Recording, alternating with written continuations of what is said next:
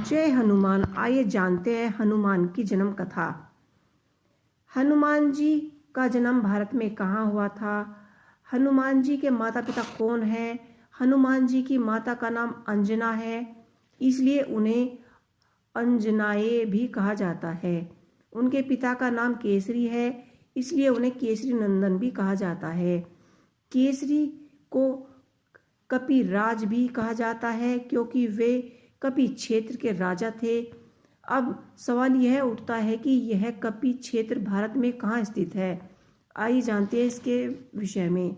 हनुमान जी का जन्म कल्प भेद से कोई भक्त चैत्र शुद्ध एक महा नक्षत्र में मानते हैं, कोई करतक वध 14, कोई करतक शुद्ध 15 को मानते हैं। कुछ चैत्र मास की पूर्णिमा को उनके जन्म का समय मानते हैं और कुछ कार्तिक कृष्ण चतुर्थी की महानाशा को लेकिन ज़्यादातर जगह चैत्र मास पूर्णिमा को जन्म का समय माना जाता है और कुछ कार्तिक के समय भी इस कृष्ण पक्ष की चतुर्थी को भी हनुमान जी का जन्म माना जाता है।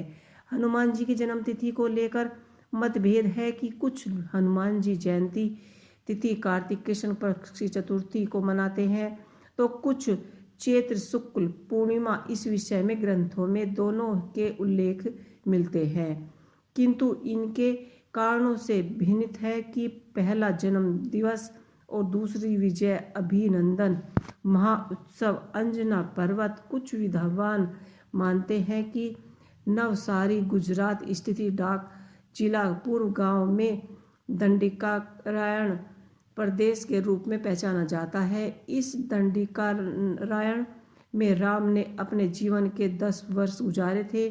डाक जिला आदिवासियों का क्षेत्र है। आजकल यहाँ ईसाई मिशनरी सक्रिय है। हालांकि आदिवासी के प्रमुख देव राम है। आदिवासी मानते हैं कि भगवान राम वनवास के दौरान पंचवटी की ओर से जाते समय डाक प्रदेश से गुजरे थे।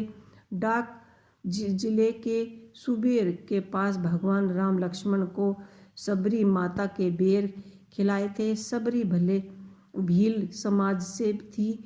आज यह स्थल सबरी धाम नाम से भी जाना जाता है।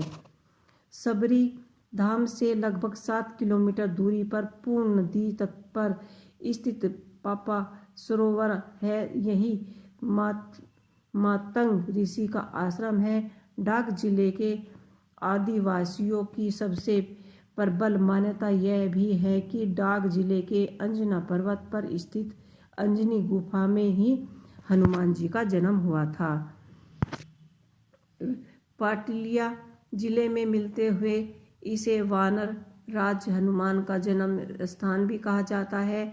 इसका प्राचीन नाम है कपिस्थल। कपिस्थल कुरु साम्राज्य का एक मुख्य भाग है। आधुनिक कैथल पहले करनाल जिले का भाग था। पुराणों के अनुसार इसे वानर राज हनुमान का जन्म स्थान माना गया है। कपि के राजा होने के कारण हनुमान जी के पिता को कपिराज भी कहा जाता है। कैथल में पाटिक ऐतिहासिक में पौराणिक कथाओं से जुड़े अवशेष भी देखे जा सकते हैं। इसके अलावा यह पर हनुमान जी की माता अंजनी का एक प्राचीन मंदिर भी है। उसे अंजना किला भी कहते हैं। कुछ लोग मानते हैं कि हनुमान जी का जन्म झारखंड राज्य के उग्रवाद प्रभावित क्षेत्र गुमला जिले मुख्यालय से 20 किलोमीटर दूर अंजना गांव की एक गुफा में हुआ था। इसी जिले के पाटलिकोट प्रखंड में बल और सुग्रीव का राज्य था। माना यह भी जाता है कि यहीं पर सबरी का आश्रम था। यह क्षेत्र में रामायण काल में दंडकारण्य क्षेत्र का हिस्सा था। यहीं पर पंपा सरोवर है जहां राम और लक्ष्मण के रुककर जल ग्रहण किया था। जंगल और पहाड़ों से घिरे इस अंजनी गांव में एक अति प्राचीन गुफा है। यह गुफा पहाड़ की चोटी पर स्थित है। माना जाता है कि यहीं पर माता अंजनी और पिता केसरी रहते थे। यहीं पर हनुमान जी का जन्म हुआ था। गुफा का द्वार बड़ी पत्थरों से बंद है, लेकिन छोटे छिद्रों से आदिवासी लोग उस स्थान के दर्शन करते हैं और आशीष व पुष्प चढ़ाते हैं। लेकिन कुछ लोग मानते हैं कि यह स्थान माता अंजनी के जन्म से जुड़ा है। एक जन्मश्रुति के अनुसार आदिवासियों को इस बात का भान नहीं था कि हनुमान जी उनके माता पिता पवित्रता और धर्म के पालन करने वाले प्रतीक प्रसन्न रहते हैं। आदिवासियों ने माता अंजनी को प्रसन्न करने के लिए एक दिन उनकी गुफा का समक्ष बकरे की बलि दे दी। इससे माता अप्रसन्न हो गई और उन्होंने एक विषकालीय पत्थर से हमेशा हमेशा के लिए गुफा को बंद कर दिया। माना जाता है कि इस गुफा की लंबाई 1500 फीट से अधिक है। यह भी इस गुफा का ही अंजनी माता का खटाव नदी तक जाता है और स्नान कर लौट आता है। खटवा नदी में एक अंधेरा सुरंग है जो अंजना गुफा तक ले जाती है। मान्यता के अनुसार गुफा अंजना पहाड़ पर रामायण काल में ऋषि मुनियों ने शपथ जन संपत्ति कराई थी। तो ये जय बजरंगबली। आइए शुरू करते हैं हनुमान जी की व्रत कथा।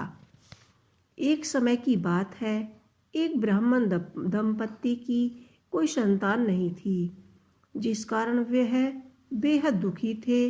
एक समय ब्राह्मण वन में हनुमान जी की पूजा करने के लिए गए। वहाँ उसने पूजा के साथ महावीर जी से एक पुत्र की कामना की। घर पर स्त्री भी पुत्र की प्राप्ति के लिए मंगलवार का व्रत करती थी। वह मंगलवार के दिन व्रत के अंत में हनुमान जी को भोग लगाकर भोजन किया करती थी। एक बार व्रत के दिन ब्राह्मणी ने भोजन बना पाई और ना ही हनुमान जी को भोग लगा पाई। उसने प्रण किया कि वह अगले मंगलवार को हनुमान जी को भोग लगाकर ही भोजन करेगी।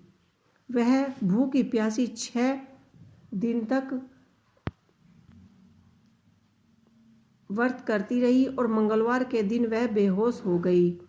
हनुमान जी उसकी निष्ठा और लगन देखकर प्रसन्न हुए और उन्होंने आशीर्वाद रूपी ब्राह्मणी को पुत्र दिया और कहा कि यह तुम्हारा बहुत सेवा करेगा।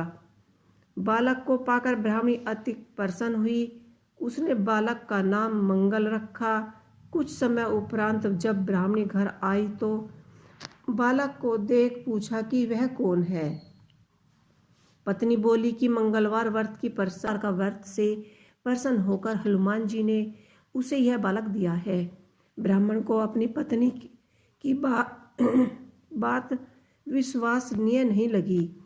एक दिन मौका देख ब्राह्मण ने बालक को कुएं में गिरा दिया। घर पर लौटने पर ब्राह्मणी ने पूछा कि मंगल कहाँ है।